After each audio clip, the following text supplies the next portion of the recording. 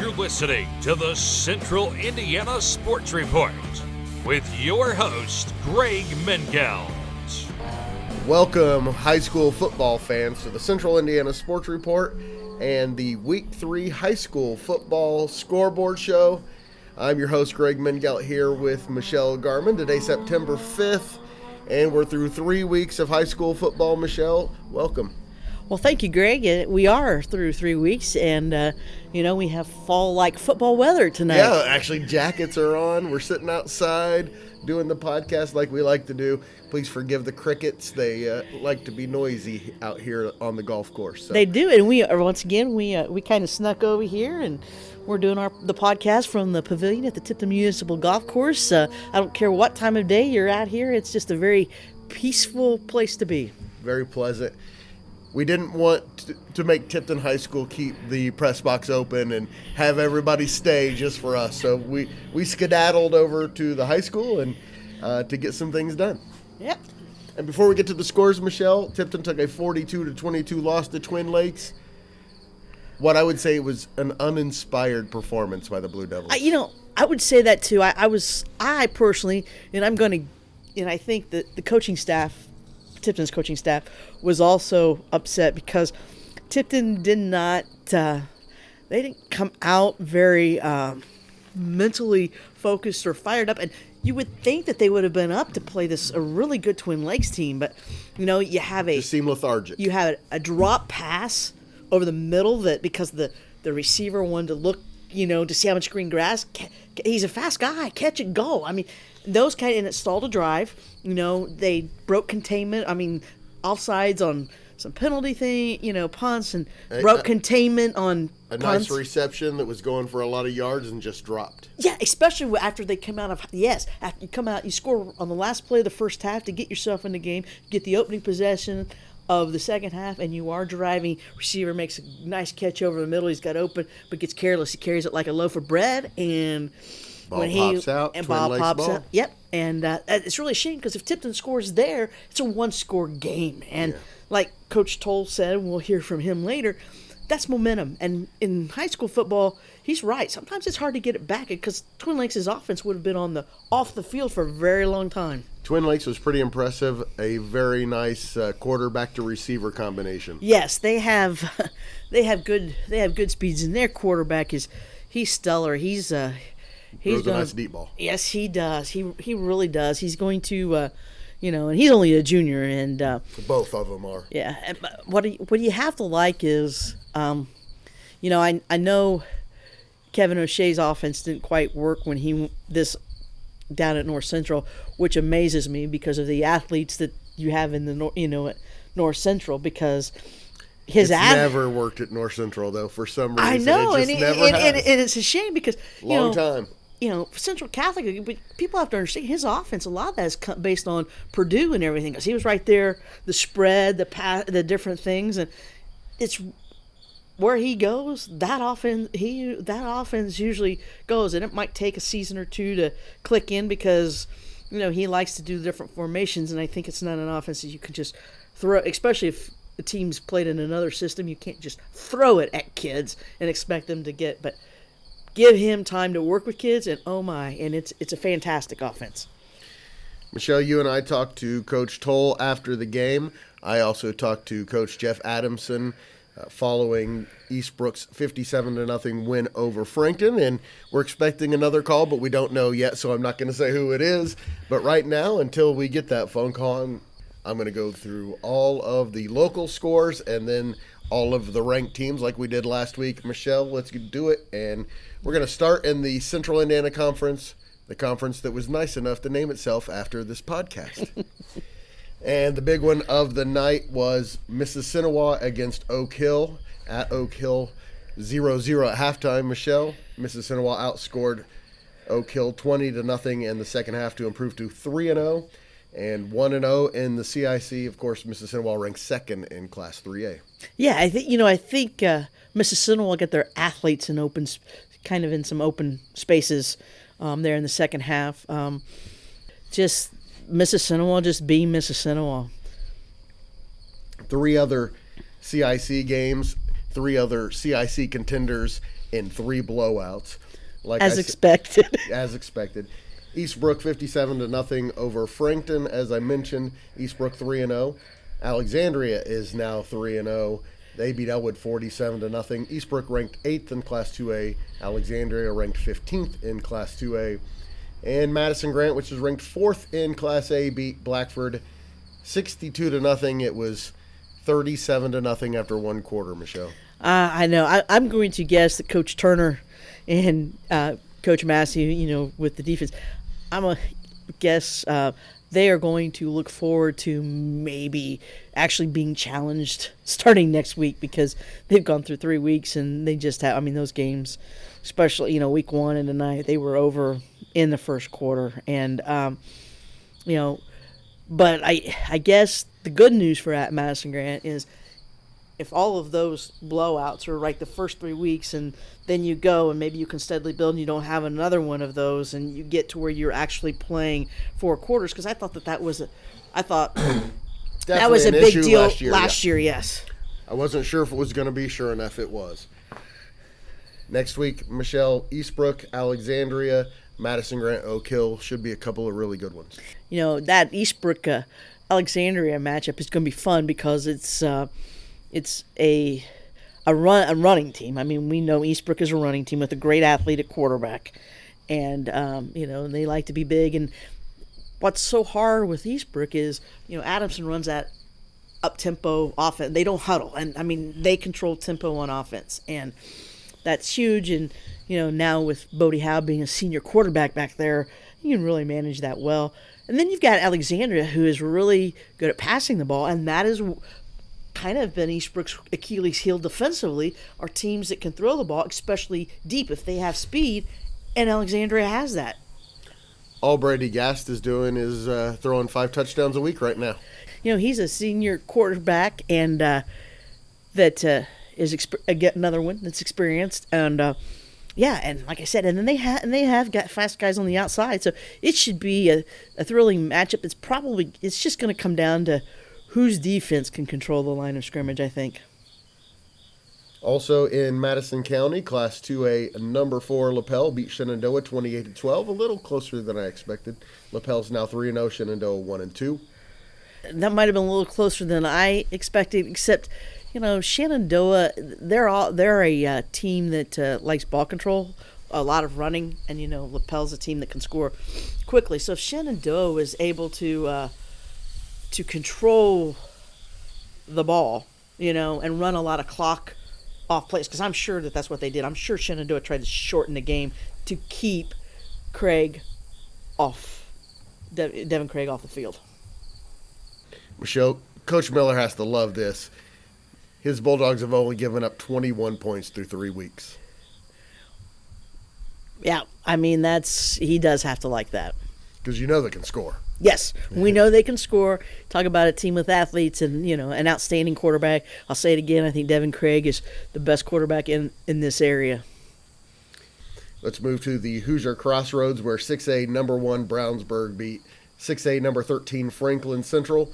The Flash's first loss of the season, 35-7. The Bulldogs are so impressive. Yes, definitely impressive. It's so funny because if you remember last year, I kept picking him because of a friend of mine, a young guy, coach with Adam Armstrong. He graduated from Brownsburg, and so I said, I'm just going to go. I'm going to root, and they won it all. And they won it all. And I think they might be better this year. And that's why I was just getting ready to say, if I'm picking Brownsburg this year, it's because they're really good. And yes, it's still because of Adam's ties to it, his family, but it's because Brownsburg deserves to be picked every week. They are really, really good. Oscar Fry, 4 touchdown passes in that one, by the way. Fishers 42-17 over Noblesville. Fishers 2-1. Of course, that was the Hoosier Crossroads opener for both teams. Future Western Illinois quarterback Gage Stargill was 13 for 20, 278 yards and 3 touchdowns. 225 of those yards went to his receiver, senior Vincent Rossi, who had 9 receptions, 225 yards and 2 touchdowns. And one of the best games of the night, this is one that we had a toss-up in our picks competition. Hamilton Southeastern 17-14 over Avon. Hamilton Southeastern is ranked 5th, Avon 6th. and what a game. Sophomore place kicker Luke Marcioni hit a 27-yard field goal with 3:13 left. That was the difference. Yeah, and this might be a springboard for Hamilton Southeastern, and I will go on record as saying that Greg picked Hamilton Southeastern, and I picked Avon, so nice job, Greg. But Thank you. We know that The Hamilton... Royals are for real. Yeah, they are. I mean, they've got... Their problem is they're in a tough division and a tough conference and in an area where all those teams are good, but this is the kind of win that, you can carry the momentum over. I think it's pretty clear that Brownsburg's the best team in the conference because they're the best team in the state, but they might be next. Westfield is also, as we know, one of those teams. They struggled a little bit tonight, though. They were down 3-0 at halftime to Zionsville, ended up winning 27-3, so they recovered. But after last week's loss to Carmel and then a little bit of a hiccup in the first half tonight, you start to wonder a little bit.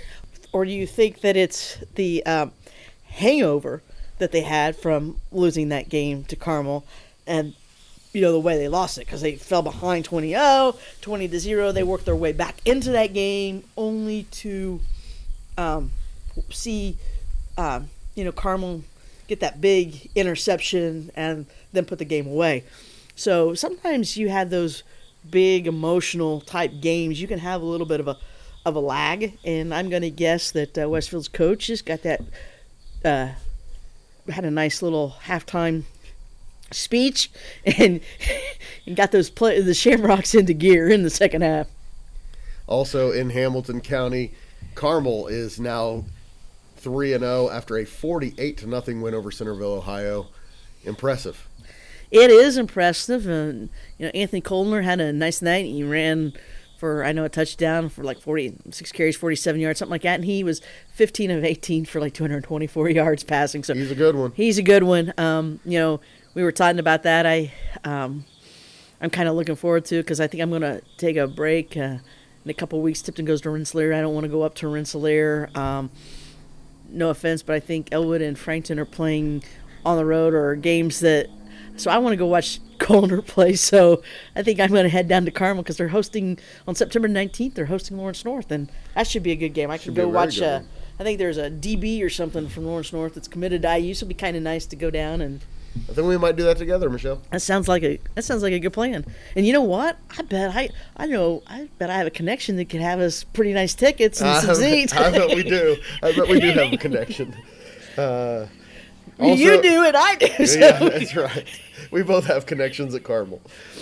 Hamilton Heights won their first game of the season, beating 3A number 12 Tippecanoe Valley 35-19. Tippecanoe Valley's first loss. Nice win for Hamilton Heights, who had a little bit of a disappointing start to the season. Yeah, I don't know what to think about that. Is it Hamilton Heights just finally starting to click, or is it Tippy Valley is not quite as good as they're coming off a win over Rochester? They're pretty good. Yeah, but I don't know that Rochester is as good because I say that because when I was reading about teams like in really good like in Twin or Three Rivers Conference, everybody talked about McConaughey. They didn't really mention Rochester. Rochester's not on McConaughey's level, but they're still good. Right, and so I'm sitting there.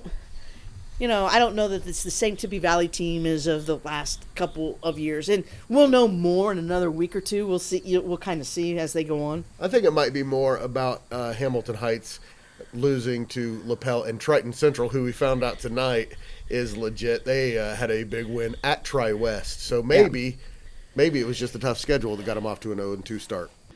Also in the Hoosier Conference, Twin Lakes beat Tipton 42-22. As we mentioned, first loss for Tipton. Twin Lakes now 3-0. Yeah, Twin Lakes is 3-0.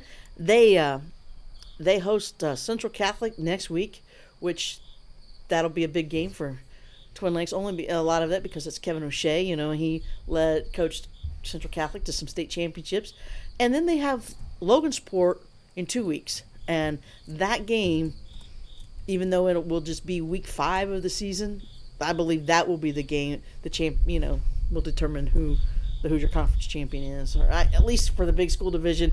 And I think overall, even though they don't, not everybody plays everybody right now, but that will be those. If I was to say right now, they're the 2 best teams in the Hoosier Conference. And as you mentioned, Logansport beat Lafayette Central Catholic 49-17 tonight. Very impressive start for Logansport. Yes. Lebanon 37-34 over West Lafayette. Lebanon is now 2-1 after their season opening loss to Pendleton. West Lafayette 0-3. Yeah, and you know what? West Lafayette is kind of funny. It's. I think they're not quite as masterful on the little things as they've been in the past. But but that's not a bad loss for West Lafayette because they competed. None of them have really been bad losses so far. They've played 3 really good teams. Yes. But we expect them to win some of those games, and they haven't this year. No, and that's why I think Twin Lakes will probably beat West Lafayette, and and Logansport, and that's why I think Twin Lakes and Logansport game in 2 weeks will be for determine who the best team in the Hoosier Conference is. Also in Boone County, Western Boone got its first win of the season in the first ever Monon Conference game. 41-17 over Crawfordsville. It was the first win of the season for Western Boone, first loss of the season for Crawfordsville, and the conference opener for both teams. Both of those teams have some good football tradition. Yes. Tipton played Crawfordsville, I think, back-to-back years in the sectional or regional or whatever. And Crawfordsville, I remember at one time you went down there and they literally had the biggest crested field. You could not see you couldn't see below the knees of the team on the opposing sideline. All you saw was like from the waist up. That's how big that crest was. Big night in the Hoosier Heartland. Michelle, as we mentioned on our preview show, all 3 games had conference implications. And the big one, Carroll gave Taylor its first loss of the season, 34-21, which means Carroll is now 2-1 in the 2-1 overall, 1-0 in the Hoosier Heartland. Taylor, kind of surprisingly, is now 0-1 in the conference after starting the season 2-0. And maybe Taylor learned a lesson. I mean, maybe Carroll's really good. I mean, Carroll is, but I don't think they're as good as they've been in the past. But I think Taylor's in a position. Taylor's in a position they haven't been. Sometimes for sure it's harder to handle success.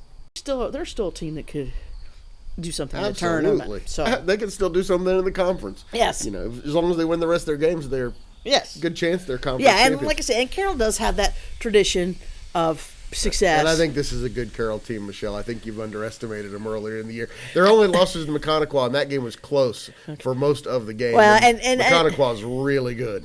And they probably are. I know last year they were down a bit. They were down a little bit, and maybe that's just that they came back, because I knew they had graduated some really key players from 2 years ago. So absolutely. September 19th. Carroll will be at Eastern. Eastern tonight beat Delphi 49-24 and trailed in that game 18-7. So they outscored Delphi 42-6 over the final 3 quarters. And every time I looked at Twitter, they had scored another touchdown. 3-0 now for Eastern. They're ranked 10th in Class 2A. Delphi is 1-2. This was the conference opener for both of them. I will say this. I think Eastern is the best team in the HHC.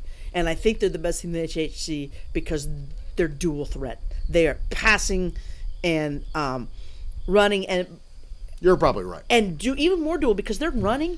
They've got the skilled kids to get outside and beat you outside, but then they got the picket kid who is he's a bruiser. I mean, he's a tough-nosed kid who, like I said, the fourth quarter, he wears you down. I mean, he can run between the tackles, and those guys are tired. And then you've got a quarterback who can throw, and they've got receivers that can catch the ball. So they're Eastern is a balanced and a dual threat team, and I think that's what makes them the best team in the HHC. And I think they're defensively they've done all right, but I think their defense is only going to get better. Michelle, we thought Clinton Central had closed the gap on Clinton Prairie after last year's really close game, and then they were 2-0 early this year. Apparently they haven't. Clinton Prairie beat Clinton Central 32-0 tonight. Both teams are now 2-1. That score doesn't really surprise me because it really surprises me. Well, but it doesn't mean because I've seen those teams. You know what I mean? I know. Haven't covered but it. Last year being close. Yeah,